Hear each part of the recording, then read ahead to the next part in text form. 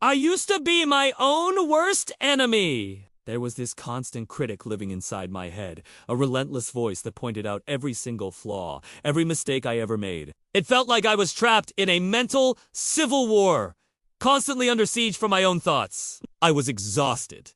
I felt broken, and I didn't know how to make it stop. That is, until I stumbled upon a simple yet profound legend about two wolves. This story didn't just change my perspective.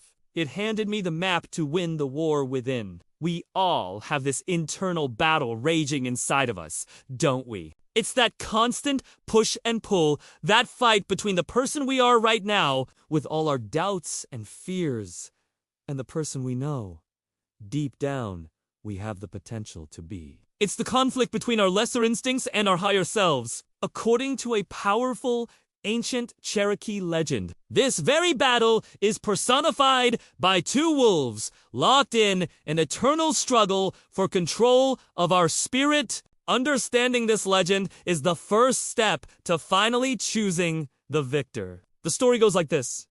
An old Cherokee elder is sitting with his grandson, looking into the crackling flames of a campfire. He wants to teach the boy about life, about the world, and about the turmoil that can exist within the human heart. He turns to his grandson and says, "A fight is going on inside me. It is a terrible, fierce fight, and it is between two wolves."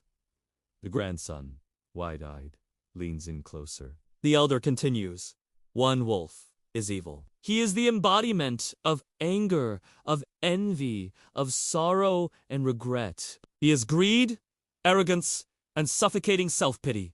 He is guilt, resentment, and a feeling of inferiority. He is the father of lies, of false pride, and of the ego that separates us from others." The old man's voice is low and serious, painting a vivid picture of this dark, snarling creature that lurks in the shadows of our minds. This is the wolf that whispers that you're not good enough, that you'll never succeed, that you should be jealous of others' success.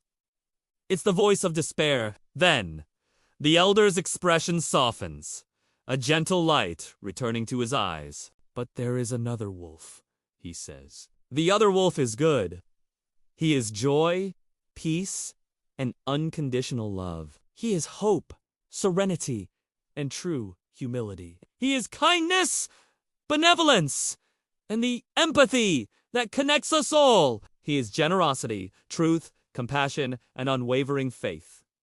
This is the wolf that reminds you of your strength, that encourages you to be kind to yourself and others, that fills you with a sense of purpose and a belief in a brighter tomorrow.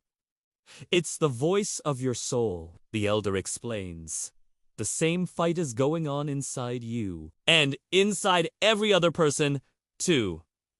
The young grandson thinks about this for a minute, his brow furrowed in concentration. The image of these two powerful wolves battling for his spirit is a heavy one. Finally, he looks up at his grandfather and asks the question that hangs in the air.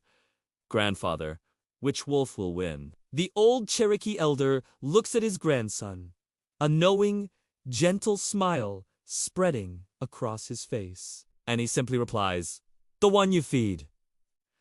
That simple answer holds the key to everything. That critical voice in your head, that feeling of not being enough, that anxiety that keeps you up at night. You control its diet.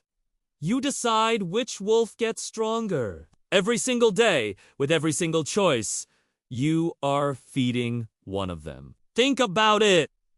Every time you doom scroll through social media and let envy creep into your heart, you're feeding the evil wolf. Every time you compare your life to someone else's curated highlight reel and feel inadequate, you're tossing a scrap of meat to that dark creature. Every time you dwell on a past mistake, replaying it over and over, you're nourishing your regret and self-pity, making that wolf bigger, stronger, and louder. Conversely, every time you take a moment to practice gratitude, even for the smallest things, you are feeding the good wolf. Every time you choose kindness over judgment, whether for yourself or for someone else, you're strengthening that force for good within you. When you celebrate a small win, when you offer a helping hand, when you choose to believe in your own potential despite your fears, you are feeding the good wolf. You are nurturing peace, hope, and compassion. So, I have to ask you, which wolf are you feeding today?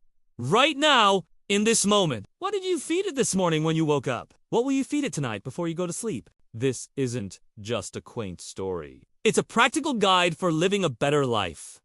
It's about conscious choice. It's about taking responsibility for your inner world. If this story resonates with you, if you're tired of the internal civil war and ready to consciously choose which wolf wins, then subscribe and join our pack. This is what we're all about.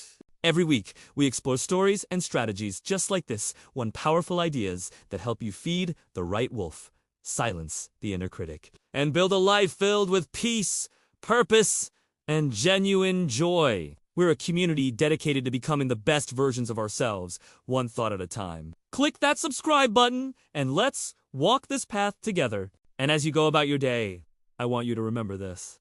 The wolf that wins is not the one that is naturally stronger. It's not predetermined. The winner is simply the one you feed the most. Stop nourishing your fears and start fueling your courage. Stop feeding your self-doubt and start nourishing your self-belief. The battle for your mind, your peace, and your life is one thought, one choice, one meal at a time. Choose wisely. Feed the good wolf. Thank you for listening.